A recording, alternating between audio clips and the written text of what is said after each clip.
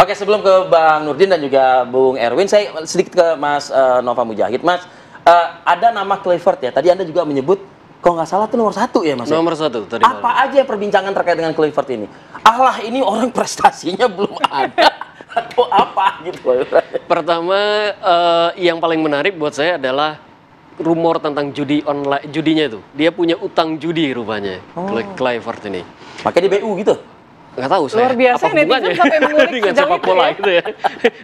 tapi disampaikan begitu. Lalu yang kedua tentang orang ini bisa nggak nanti menggantikan STY? Okay. Karena kalau dilihat CV-nya, kalau dilihat ini rekam jejaknya belum banyak dia melatih kayak gitu, lebih banyak dia jadi asisten pelatih. Lalu yang ketiga, prestasinya ketika main sepak bola, memang oke. Tapi juga bukan orang yang paling baik juga ketika di Barca, ketika di tempat lain juga bukan orang yang dia bisa bagus main, tetapi kayaknya tidak terlalu banyak penghargaan secara pribadi yang dia terima juga kayak gitu. Jadi lalu waktunya kan sedikit banget nih. Penggantian STY cuma 2,5 bulan tadi seperti dikatakan Bang Nurdin. Sanggup nggak dia masuk ke timnas Indonesia dan mendorong prestasi yang sudah dicapai oleh STY ini menjadi lebih baik lagi? Itu pertanyaan netizen tuh ya? Itu pertanyaan besar itu. Itu pertanyaan netizen. Tapi apa jawaban juga dari netizen? Ketidakyakinan kah? Atau wah ini keputusan yang salah kah? Atau apalah begitu ya? Pro kontra sih ya. Pro kontra. Kalau yang optimis ya tetap saja mereka bilang setidaknya STY keluar dulu sehingga pemain-pemain yang sudah ada ini bisa lebih dimanfaatkan lagi, karena banyak sekali yang kecewa dengan pertandingan belakangan dari STY yang sepertinya kok tidak banyak pemain yang dilibatkan atau bergantung pada pemain-pemain tertentu seperti itu. Lalu juga berharap pemain muda tetap diberi kesempatan oleh Kluivert ini untuk main di dunia internasional, karena itu sudah dibangun oleh STY. Jadi itu ada juga kekhawatiran, itu komentar kayak gitu tuh. Kekhawatiran pengguna media sosial ya soal akan diprioritaskan mungkin yang diaspora, perhatiannya akan jatuh ke pemain diaspora dibandingkan pemain kita. Ada juga kekhawatiran netizen. Kekhawatiran itu kan sejak zaman STY juga. Di STY juga tetap dikhawatirkan, karena kalau kita mau mengambil pemain kemarin yang main di diasporanya terlalu banyak menurut banyak teman-teman dari netizen. Liga kita apa gunanya kalau kayak gitu kan, dipertanyakan tuh, liga kita apa gunanya kalau kayak gitu. Tapi juga banyak yang memuji karena STY pada waktu itu dengan mengambil banyak diaspora, dia juga mampu membawa Indonesia di kancah internasional dengan prestasi yang juga tidak sedikit gitu. Pertandingannya bagus, ranking FIFA kita naik, masuk gugur ya, ini babak gugur juga di Piala Asia. Itu prestasi-prestasi yang banyak sekali diangkat oleh netizen. Oke. Maha benar netizen dengan segala komentarnya kan begitu ya berarti ya. Oke, saya ke Bang Nurdin. Bang Nurdin masih bersama kami, Bang Nurdin. Bang Nurdin, sisa 2,5 bulan, Bang. Tapi kan Anda tadi menyebutkan ya Anda manajer klub juga, Anda juga manajer timnas, selaku direktur bahkan ketua umum juga. Nyatanya benar-benar 2,5 bulan nggak Bang Nurdin? Karena ini pemain kan nggak di sini, Bang. Pemain kan ada yang di sana juga begitu loh, di luar negeri sana gitu. Waktu zaman yang lalu ya, waktu zamannya saya ketua umum maupun sebelum saya, kita terkadang waktu itu melakukan suatu program yang instan. Misalnya kita pernah mengirim pemain ke Eropa, setahun 2 tahun di sana, tapi kemudian gagal juga investasi. Kita mengandalkan Liga Indonesia juga belum memberikan harapan yang seperti diharapkan oleh masyarakat kita, di mana bangsa adalah bangsa bola. Nah, oleh karena itu sebetulnya strategi PSSI sekarang dengan naturalisasi yang ada sekarang itu, dengan mereka bermain di Eropa, itu adalah suatu pilihan yang sangat tepat. Karena mereka bertanding dalam level tinggi. Kalau bertanding di Indonesia itu kita masih di bawah, bukan di bawah standar, tapi kita belum seperti level dunia gitu. Nah, kalau mereka bertanding di Eropa itu kan sudah berada di level yang sangat tinggi. Menurut saya itu sangat tepat. Nah, oleh karena itu pelatih itu hanya dibutuhkan pemahaman tentang kualitas individu, karakter individu. Setelah itu dia meramu taktik dan strateginya, menciptakan kerjasama bagi seorang pelatih yang qualified. Itu tidak lama, seminggu cukup, sebenarnya cukup. Kalau kita lihat ya pemain-pemain dunia ketika prakualifikasi Piala Dunia di negara-negara maju, itu mereka berkumpul cuma 3 hari, 4 hari, paling lama seminggu gitu. Mereka sudah langsung bertanding. Nah kalau kita 2,5 bulan, waktu yang sangat cukup. Itu waktu yang sangat cukup sekali. Nah oleh karena itu maka ketika ada netizen, kita memahami netizen tadi yang disampaikan 50%, saya bisa maklum itu karena tidak terlalu memahami tentang kondisi masa lalu membandingkan sekarang. Saya kasih contoh lagi, waktu kita Piala Asia 2007 tanpa naturalisasi kita bisa 3 terbaik sebetulnya. Hanya waktu itu kenapa kita tidak lolos, karena tidak ada 3 terbaik. Itu kalau sekarang ada 3 terbaik. Tapi prestasinya lebih bagus golnya waktu Piala Asia 2007. Itu perbandingan yang netizen mungkin tidak tahu itu.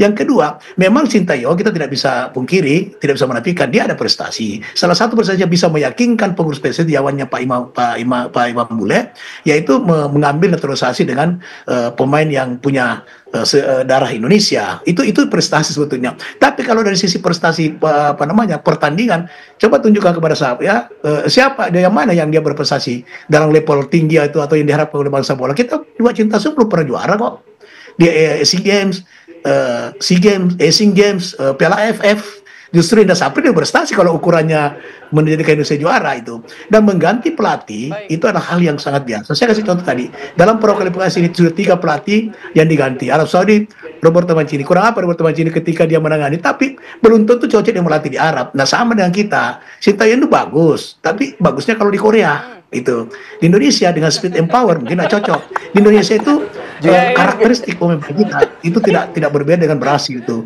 main dari kaki ke kaki dengan cepat. Itu saya bisa paham dari sini karena sudah lama juga berkecimpung di bola gitu. Oleh karena itu pilihan ini sangat tepat bagi PSSI. Kalau saya sih, andaikan saya ketua umum waktu kalah lawan China sudah langsung saya ganti itu. Ini menurut saya sudah terlambat malah. Pak Nurdin, saya ke Bung Erwin terakhir. Bung Erwin, ini kalau tadi kan disampaikan ya, palingnya seminggu maksimal cukup lah untuk bertemu dengan pelatih. Tapi kalau kita bandingin dengan STY, mungkin yang sudah paham, sudah kenal skill, kemampuan, kepribadian dari masing-masing pemain. Nah ini cukup nggak waktunya buat pelatih baru nanti dalam waktu yang mungkin maksimal seminggu misalnya? Faktanya nggak sampai seminggu. Belakangan ini ya, mungkin kalau di masa lalu bisa pemain timnas liganya diliburin gitu ya. Pemain timnasnya kan pemain yang dari klub Indonesia semua di masa lalu, nggak ada diaspora kan. Bisa liganya diliburin, TC seminggu 2 minggu atau bahkan sebulan gitu, atau dikirim kemana gitu. Sekarang nggak akan bisa seperti itu karena pemain itu punya klub. Klub itu berkompetisi, ya. Jadi ada yang namanya FIFA Match Day, entah itu pertandingan uji coba atau pertandingan resmi seperti kualifikasi Piala Dunia nanti bulan Maret, ya.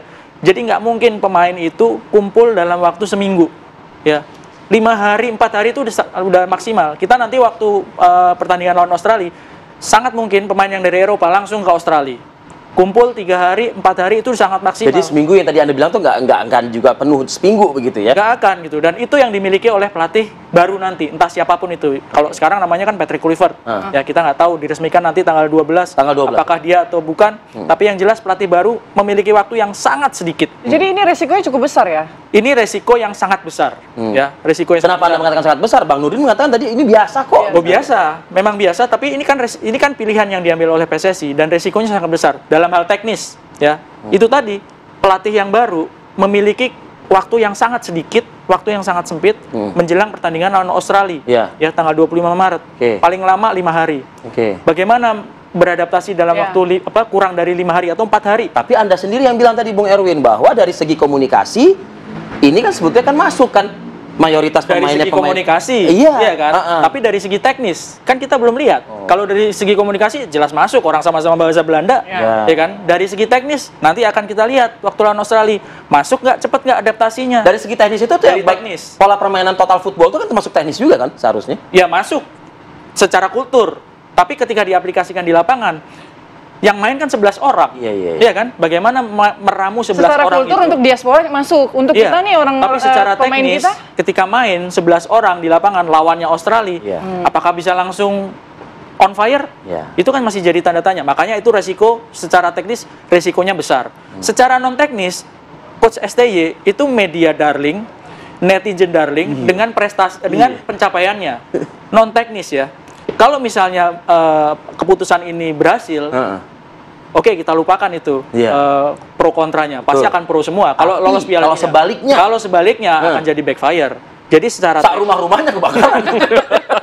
Jadi secara teknis ada risiko yang sangat tinggi, secara non teknis juga seperti itu. Jadi resikonya ini besar, tapi harapannya itu kan besar juga, lolos ke Piala Dunia. Jadi resiko yang besar diambil oleh PSSI sekarang. Resiko besar, peluangnya bagaimana? Nah, peluangnya lolos ke Piala Dunia. Lolos aja. Saya baru bisa bilang peluangnya besar atau tidak, atau tertutup atau enggak setelah paling tidak 2 pertandingan. Lawan Australia di Sydney sama lawan Bahrain di Jakarta. Itu baru kelihatan. Jadi saya nggak bisa, wah ini tepat keputusannya. Ini nggak tepat keputusannya. Karena kita harus menganalisa, harus lihat dulu. Tapi sekarang kondisinya seperti itu. Pelatih baru memiliki kekurangan, artinya ketinggalan dibandingkan coach STY dalam hal kenal sama pemain, ya kan, karakter pemain, ya kan, kemampuan teknis individu seperti apa. Nah, itu yang harus dikejar oleh pelatih baru dalam waktu yang sangat singkat. Kalau Bahrain mungkin di atas kertas kita udah menang lah ya. Kan takut katanya main di sini, katanya kan begitu, ya kan. Ini kalau saya nanya ke Mas Nova lagi, tambah panjang lagi nih. Tapi kita tunggulah mungkin ya tanggal 12 nanti. Meskipun seorang Erwin Fitrian saja belum bisa mengatakan pelatihnya Patrick Kluivert gitu ya. Iya, karena kan baru kita 12. Kita nama paling santer dia. Nama paling santer iya gitu. Baik, terima kasih Bung Erwin. Terima kasih Mas Nova Mujahid dan juga Bang Nurdin Halid. Terima kasih Bang. Sehat-sehat untuk Anda Bang. Selamat melanjutkan olahraga paginya lagi ya Bang. Baik, terima kasih. Selamat pagi Bapak-bapak semuanya. Pokoknya intinya kita harapkan ya gimana supaya timnas ini nanti bisa lolos begitu ya. Oh itu udah kebanggaan sudah banget pasti itu. Lah ya. Maksudnya kita kesampingkan lah mau nanti siapa, kalau saya ya pelatihnya siapa dan segala. Yang penting timnas kita lolos nanti di kualifikasi Piala Dunia. Baik, pemirsa, kami hadirkan informasi lain untuk Anda. Tetaplah bersama kami di Apa Kabar Indonesia Pagi.